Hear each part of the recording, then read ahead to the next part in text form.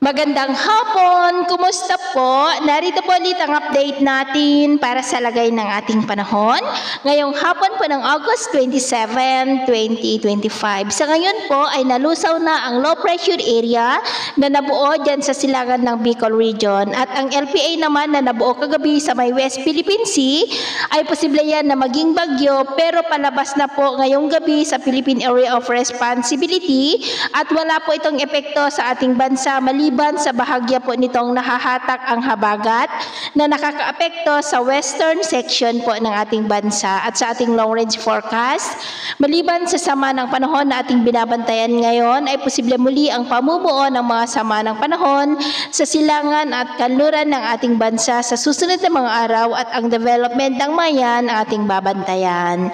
At sa lagay ng ating panahon ngayong hapon dahil sa habagat at ng mga localized thunderstorm ay maulap ang kalangitan with isolated rain sa ilang bahagi ng Ilocos Region, Cordillera, Cagayan Valley, Central Luzon, Metro Manila, Calabar Zone, Mimaropa, Bicol Region, Panay Island, Negros, Cebu, Bohol, Leyte, Samar Provinces, Zamboanga Peninsula, Northern Mindanao, Caraga, Davao Region at Sorsogon. At mamayang gabi may mga isolated rains pa rin sa iba't ibang bahagi ng ating bansa kaya mag-ingat po tayo sa posibleng banta pa rin ng mga pagbaha at pagguho ng lupa.